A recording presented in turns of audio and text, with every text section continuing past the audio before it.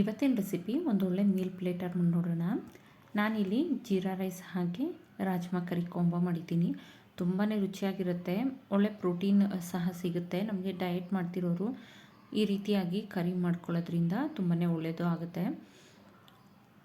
Easy and ಕ್ವಿಕ್ಕಾಗುತ್ತೆ ಈ ರೀತಿ jeera rice ಮಾಡೋದು. ತುಂಬಾ ಈಸಿಯಾಗಿರುತ್ತೆ, ಹಾಗೆ ಅಷ್ಟೇ ಫ್ಲೇವರ್ಫುಲ್ಲಾಗೂ ಇರುತ್ತೆ.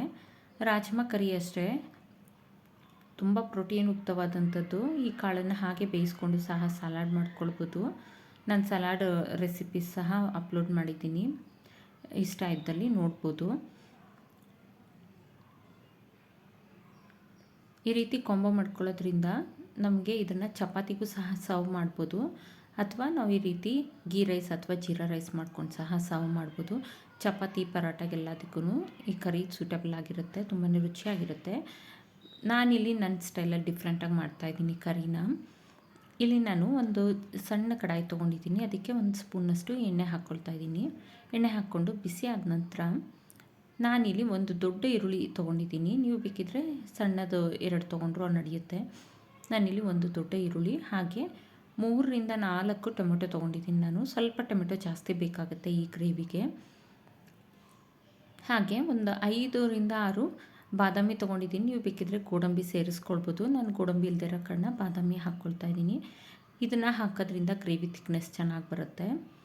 ಅಥವಾ ನೀವು ರಾಜ್ಮಾ ಕಾಳು ಬೇಯಿಸಿಟ್ಕೊಂಡಿರ್ತೀರಲ್ಲ, ಅದೇ ಕಾಳನ್ನು ಒಂದು 2 ಸ್ಪೂನಷ್ಟು ಕಾಳು ತೊಗೊಂಡ್ರೂ ನಡೆಯುತ್ತೆ. ನಂತರ ಇದನ್ನೆಲ್ಲ ಟೊಮೆಟೊ ಎಲ್ಲ ಸಾಫ್ಟ್ ಆಗೋವರೆಗೆ ನೀಟಾಗಿ ಬೇಯಿಸ್ಕೊಳ್ಬೇಕಾಗತ್ತೆ. ನೋಡಿ, ಈ ರೀತಿ ಸಾಫ್ಟ್ ಆಗಿರಬೇಕು. ಈ ಟೈಮಲ್ಲೇ ಶುಂಠಿ ಬೆಳ್ಳುಳ್ಳಿ ಸೇರಿಸೋರಿದ್ರೆ ಸೇರಿಸ್ಬೋದು, ಅಥವಾ ಹಾಗೆಯೇ ನಾವು ಒಗ್ಗರಣೆಗೂ ಸಹ ಸೇರಿಸ್ಕೊಳ್ಬೋದು. ಅದನ್ನೆಲ್ಲ ಚೆನ್ನಾಗಿ ತಣ್ಣಕ್ಕಾದ ನಂತರ ನೀಟಾಗಿ ಪ್ಯೂರಿ ಮಾಡ್ಕೊಳ್ಬೇಕಾಗತ್ತೆ. ಇಲ್ಲಿ ಒಂದು ದೊಡ್ಡ ಕಡಾಯಿ ತೊಗೊಂಡು ಅದಕ್ಕೆ ಸ್ವಲ್ಪ ಎಣ್ಣೆ ಸೇರಿಸ್ಕೊಳ್ತಾ ಇದ್ದೀನಿ. ಎಣ್ಣೆ ಸೇರಿಸ್ಕೊಂಡು ನೋಡಿ, 1 ಸ್ಪೂನಷ್ಟು ಶುಂಠಿ ಬೆಳ್ಳುಳ್ಳಿ ಪೇಸ್ಟ್ ಸೇರಿಸ್ಕೊಳ್ತಾ ಇದ್ದೀನಿ ನಾನು.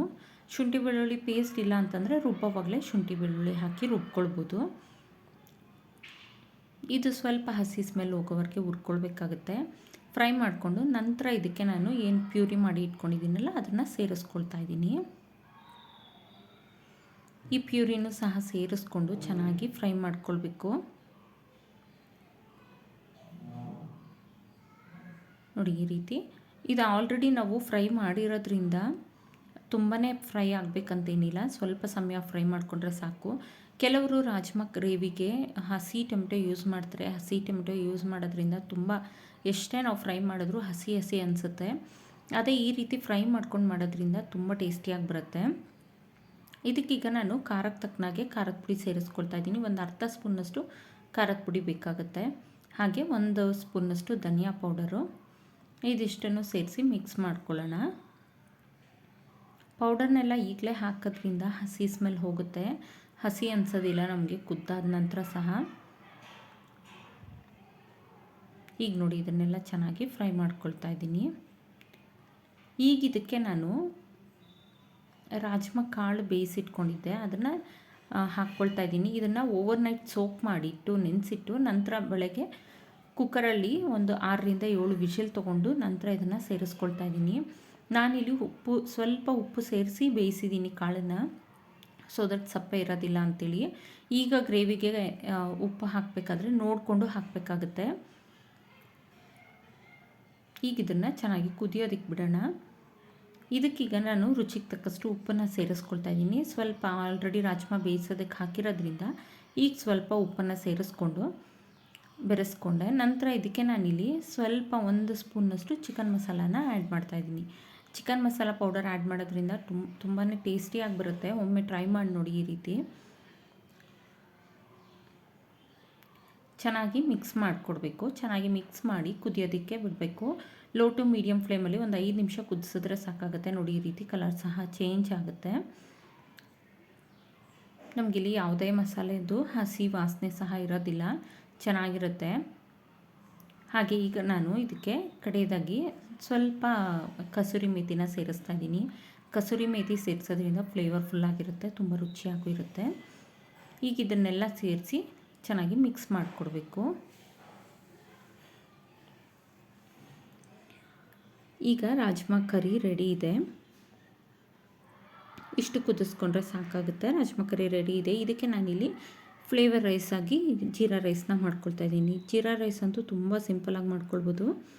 ಇದಕ್ಕೆ ನಾನಿಲ್ಲಿ ಒಂದು ಕುಕ್ಕರ್ನ ತೊಗೊಂಡಿದ್ದೀನಿ. ಕುಕ್ಕರ್ ತೊಗೊಂಡು ಸ್ವಲ್ಪ ಎಣ್ಣೆ ಹಾಗೆ ಸ್ವಲ್ಪ ತುಪ್ಪನ ಸೇರಿಸ್ಕೊಳ್ತಾ ಇದ್ದೀನಿ. ಒಂದು 2ರಿಂದ 3 ಸ್ಪೂನಷ್ಟು ತುಪ್ಪ ಸೇರಿಸ್ಕೊಳ್ತಾ ಇದ್ದೀನಿ. ತುಪ್ಪನ ಸೇರಿಸ್ಕೊಂಡು ಚೆನ್ನಾಗಿ ಬಿಸಿ ಮಾಡ್ಕೊಳ್ಬೇಕು.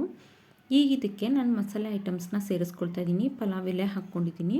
ನಂತರ ಇಲ್ಲಿ ಏಲಕ್ಕಿ, ಚಕ್ಕೆ, ಲವಂಗ, ನಾರ್ಮಲ್ ಜೀರಿಗೆ ಹಾಗೆ ಶಾಹಿ ಜೀರಾ ಸ್ವಲ್ಪ ಹಾಕ್ಕೊಳ್ತಾ ಇದ್ದೀನಿ.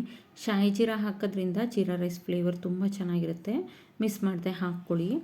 ಇಲ್ಲ ಅಂತನ್ನೋರು ಸ್ಕಿಪ್ ಸಹ ಮಾಡ್ಕೊಳ್ಬೋದು. ಇದನ್ನು ಸ್ವಲ್ಪ ಲೋ ಫ್ಲೇಮಲ್ಲೇ ಫ್ರೈ ಮಾಡಿಕೊಂಡು ಮಸಾಲೆನೆಲ್ಲ ನಂತರ ಇದಕ್ಕೆ ನಾನಿಲ್ಲಿ ಖಾರಕ್ಕೆ ಎಷ್ಟು ಬೇಕಷ್ಟು ಹಸಿರು ಮೆಣಸಿನ್ಕಾಯಿನ ಸೇರಿಸ್ಕೊಳ್ತಾ ಇದ್ದೀನಿ. ನಾನಿಲ್ಲಿ ಒಂದು 4 ಹಸಿರು ಮೆಣಸಿನ್ಕಾಯಿ ಸೇರಿಸ್ಕೊಂಡಿದ್ದೀನಿ.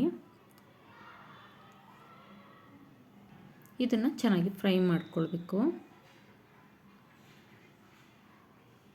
ನೋಡಿ, ಈ ರೀತಿ ಫ್ರೈ ಮಾಡ್ಕೊಂಡು ನಂತರ ಇದಕ್ಕೆ ನಾನು ಒಂದು ಈರುಳ್ಳಿನ ಸೇರಿಸ್ಕೊಳ್ತಾ ಇದ್ದೀನಿ. ಈರುಳ್ಳಿ ಸಣ್ಣಕ್ಕೆ ಉದ್ದಕ್ಕೆ ಹೆಚ್ಚಿಟ್ಕೊಂಡಿದ್ದೀನಿ. ಈರುಳ್ಳಿ ಹಾಕೋದ್ರಿಂದ ಫ್ಲೇವರ್ ಸಹ ಚೆನ್ನಾಗಿರುತ್ತೆ.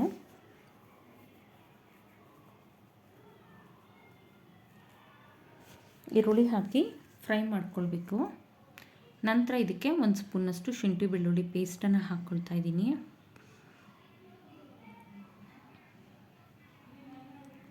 ಈರುಳ್ಳಿ ಬೆಳ್ಳುಳ್ಳಿ ತಿನ್ನಲ್ಲ ಅನ್ನೋರು ಇದನ್ನು ಸ್ಕಿಪ್ ಮಾಡ್ಬೋದು. ಸ್ಕಿಪ್ ಮಾಡಿ ಇದರ ಬದಲಿಗೆ ಸ್ವಲ್ಪ ಕೊತ್ತಂಬರಿ, ಸ್ವಲ್ಪ ಪುದೀನ ಒಗ್ಗರಣೆಯಲ್ಲಿ ಹಾಕ್ಕೊಂಡ್ರೆ ಆಯಿತು.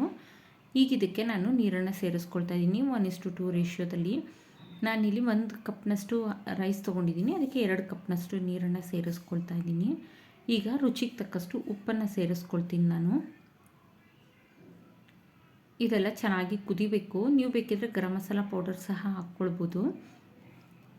ಅವಶ್ಯಕತೆ ಇಲ್ಲ, ತುಂಬ ಮಸಾಲೆ ಆಗೋದು ಬೇಡ. ಪ್ಲೇನ್ ಆಗಿದ್ದರೆ ಚೆನ್ನಾಗಿರುತ್ತೆ.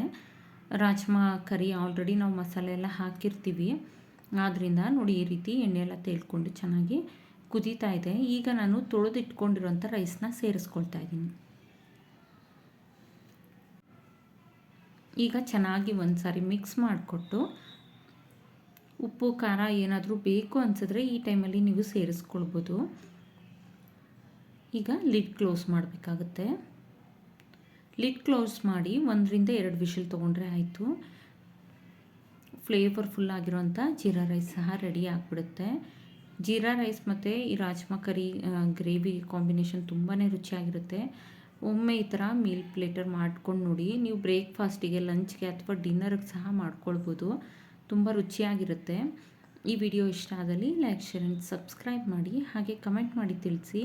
Thank you for watching. Follow for more videos. Thank you.